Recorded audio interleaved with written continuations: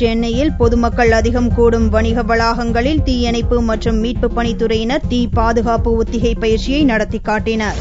பொதுமக்கள் அதிகம் கூடும் வணிக வளாகங்கள், மருத்துவமனைகள், தியேட்டர்கள் ஆகியவற்றில் திடீரென தீப்பிடித்தால் பெருமளவு உயிர்ச்சேதம், பொருட்சேதம் ஏற்பட்டு விடுகிறது.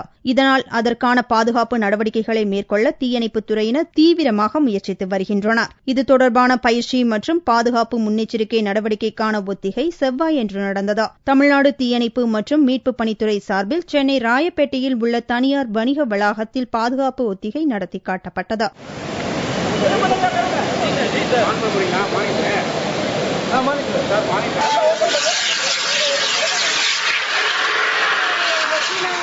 இந்த ஒத்திகையை மத்திய சென்னை தீயணைப்பு மற்றும் மீட்புப் பணித்துறையின் உதவி கோட்ட அலுவலர் சுரேஷ் ஆனந்த் தலைமையில் 15க்கும் மேற்பட்ட தீயணைப்புத்துறை வீரர்கள் நடத்தி காட்டினர். வணிக வளாகங்கள், பொதுமக்கள் கூடும் இடங்கள், இப்படி முக்கியமான இடங்களை தேர்வு செஞ்சு அங்க தீ பாதுகாப்பு குறித்த முன்னெச்சரிக்கை நடவடிக்கைகளை நாங்க செய்முறை பயிற்சி மூலமா விலகிக்கிட்டு இருக்கிறோம். இந்த ஒத்திகையின் போது திடீரென தீ விபத்து ஏற்பட்டால் அதை எவ்வாறு தீயணைப்பு கருவியை கொண்டு அணைக்க வேண்டும் என்று வணிக வளாக ஊழியர்கள் பொதுமக்களுக்கு செய்முறை விளக்க பயிற்சி அளிக்கப்பட்டது. தீயணைப்பு துறையினர் நடத்திய இந்த பிரம்மாண்டமான தீ தடுப்பு ஒத்திகை என்பது இங்கே பணியாற்றும் எங்களது பணியாளருக்கும் பிற அலுவலர்களுக்கும் ஏற்கனவே இங்கே எங்களது நிறுவனத்தில் செயல்பட்டுக் கொண்டிருக்கும் தீயணைப்பு துறை பிரிவினருக்கும் உதவிகரமாக அமைந்தது.